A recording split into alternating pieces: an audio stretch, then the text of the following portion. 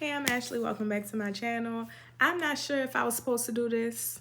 What do I mean? I could do what I want, right? Anyways, welcome back to my channel. If you're just now tuning in, thank you for tuning in. If you're returning, I appreciate you guys for returning and sharing your energy with me and me sharing my energy with y'all.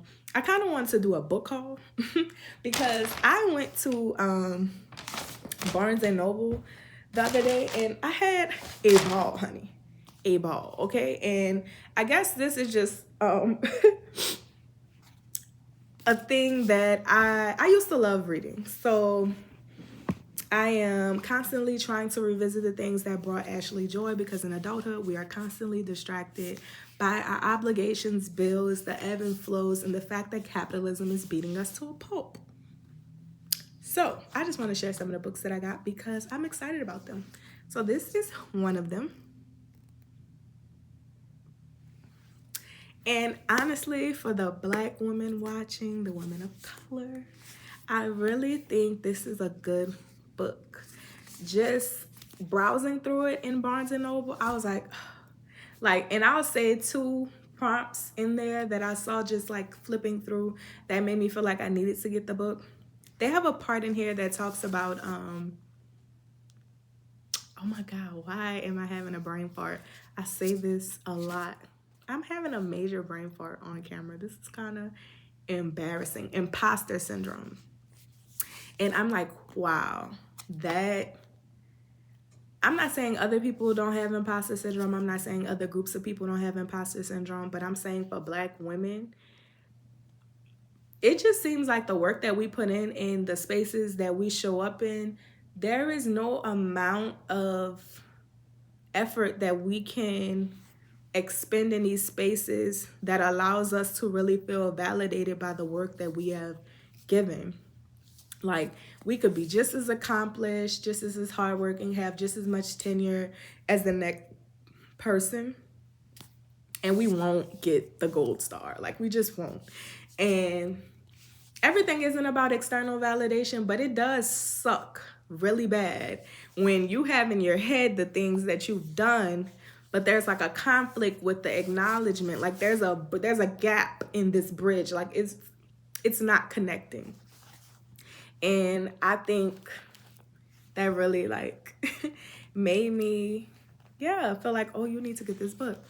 Now I just flipped to page 63 in here and it says, stop making yourself smaller. These are things that I feel like, damn, yes, somebody says it and it's just for us because we're taught to shrink. We are taught to shrink. It sucks. It's a terrible thing. Oh my God, I'm so ashy. This is crazy. You would have thought in between videos that I would have put some lotion on, but here I am. Anyways, we're taught to shrink.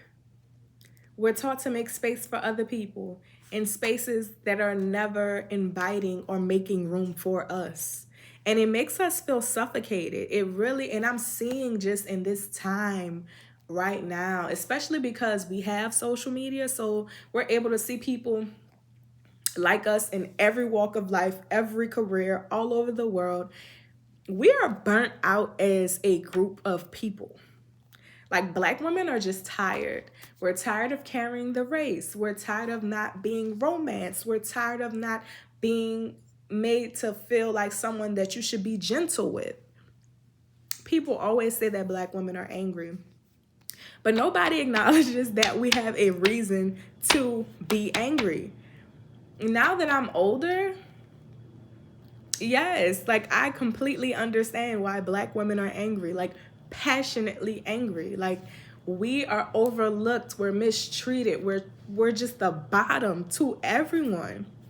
But we inspire everyone at the same time. Like, when you think about almost anything, honestly, Black women are behind the inspiration that will never give us acknowledgement for it. But we're behind the inspiration, you know? Hair, makeup, big media. Like, it all usually starts with us. And I think there is a level of being marginalized that has given us a level of innovation and creativity that no one else as a group of people understands. So the way our creativity shows up and manifests is beautiful. But I think the thing that many other cultures and groups of people don't understand about why we get so offended about everybody mocking and recreating our stuff is just like, they don't see us as beings. They don't see us as humans. They see us as caricatures to take bits and pieces from. And we're dehumanized in the process. But I want to take all that I see as good from you. But I don't care about your struggle. I don't care about your oppression. I don't care about your accomplishments. I don't care about how hard you work. It's just a lot. And I've come to a space now that I'm like, wow, I'm an adult. If you're new here, I'm 28. I'm a registered nurse. I've been a nurse for 3 years now. I would say I was a career student for a minute. And all those experiences have given me unique perspectives on what it is to be a Black woman, not only in academia, but in, professional settings like corporate America. It's just interesting to see all our experiences. And I am constantly seeking to be more evolved and self-aware. And with doing that, I become more sensitive to the experiences that I have because I understand them differently than I would have years ago. So the microaggressions weigh heavier because there was a time that I didn't quite understand what was going on. But now I'm at a point where I literally understand. And oftentimes we're put in a space where we aren't given the option to really address things the way we would like. I tell people all the time, people don't like confrontational people. I consider myself to be confrontational, not in a negative way. I address things up front.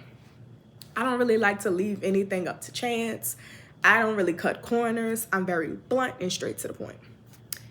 And I know how to navigate that appropriately, professionally. I'm well articulated.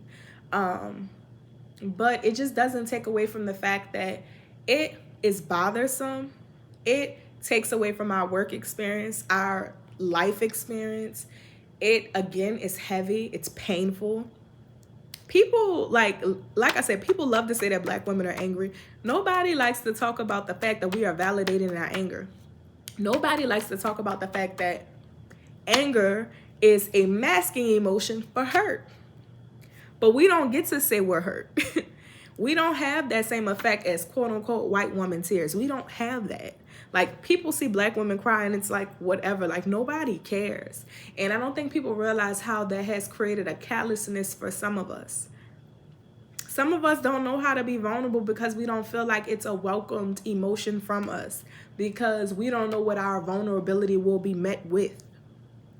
So that's something to keep in mind. That's something to just be aware of if you are a Black woman, to be gentle with yourself, because we are constantly going through things. Like, every day we're reminded how we're viewed, what people think of us. We are given all these different labels and stereotypes, and sometimes it feels like you're working to debunk these stereotypes, but at the same time, you're not trying to prove yourself to anyone.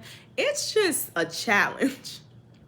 It's a challenge. It's hard work. And I see you. If nobody else sees you, I see you. I see you trying. I see you trying to break those generational curses. I see you pursuing higher education. I see you creating that business. I see you writing that book. I see you going for that job. I see you making that move. I see you giving yourself a chance in relationships. I see you trying.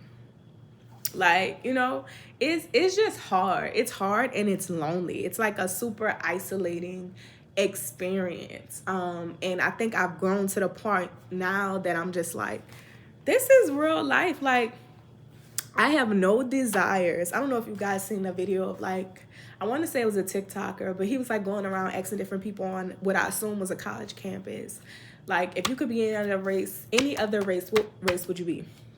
And he asked different people. He asked, I want to say some white, some Asian, some Black.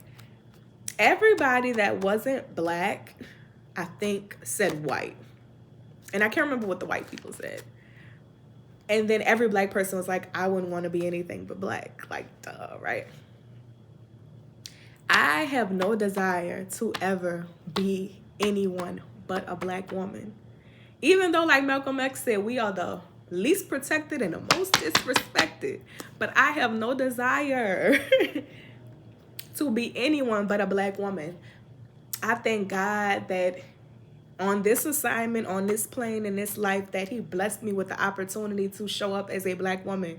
I feel like I carry this womanhood so well. I am so proud to be a black woman. And I think that was another reason that I felt even inspired to make this channel, because I need people to see people that look like them. You know, like, it's not that we don't have spaces on television and stuff, but it's a certain kind of black woman that is always displayed. And I hate that they create characters of us in television, movies, media that are just one-dimensional when we are multifaceted. We are not just one way. We come in all shapes, forms, styles, you know, aesthetics, like, and it's so dehumanizing that they bring us down to one-dimensional caricatures based on stereotypes and just how they view us as subordinate. So I really want this, as I've always said, to be a safe space and community, but first and foremost, a safe space and community for us, because we oftentimes have nowhere to go. Nobody empathizes with us. Like, and when we look for empathy in our communities, a lot of times people think that we're begging for sympathy because they think that we want somebody to feel sorry for us, when we just want to be acknowledged as beings that matter, that, like, people care about our feelings, people care about our efforts, people care about our endeavors and experiences. And that, like, what's wrong with that? Why are we the last to be considered? Like, as I've gotten older and I realized that as black women, we're the last to be considered, it does hurt my feelings a lot. It's something that I try to, like, process in my head. I even have a hard time feeling bad for myself about that. Not like self-loathing, just more like, it's hard for me to extend grace to myself about that experience. And it's probably because I don't see too many people extend grace to us for that experience, including other black women. I think so many other black women, most black women, are so jaded because of our experiences, and I'm not blaming us because of it, because there's nobody that could tell us how to handle this. There is no one that could tell us how to carry these experiences. Like, only we understand. So all of us have found our own unique ways to cope. And in a lot of spaces, it has made us jaded because nobody, like, we've realized nobody cares, you know? So it's like hard to even extend grace to yourself. So if you can extend grace to yourself, it's going to be harder for you to extend grace to other people. It's a cycle. And I think that's why I've always said, when I ever, like, the first time I watched Insecure, I had 3 people bring it to me. You know how people be like, if you know, introduced to something 3 times, exposed to it, then you probably should, you know, it means something. When I finally watched Insecure, I felt so validated. I love Issa to this day. I felt so validated because I'm the awkward black girl. Like, I am literally the awkward black girl. And I feel like so many people have, like, they don't know that.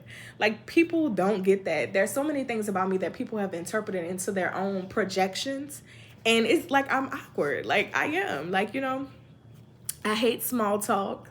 Like, I'm not that person that's just, like, intentionally being ugly or, like, avoiding speaking to people. Sometimes I don't know how to carry out the conversation. And, you know, I know for some people they find that hard because a lot of people see me as a very confident person, and I'm definitely confident in the person that I am. But, like, if you meet me in certain spaces, then I show up a different way. I always tell people, if you meet me around my friends, of course I'm showing up as my authentic self because this is my safe space. If you meet me in my job, I am very confident and competent in my role. So yes, I'm showing up. Hey, I'm Ashley. I'm going to be your nurse tonight.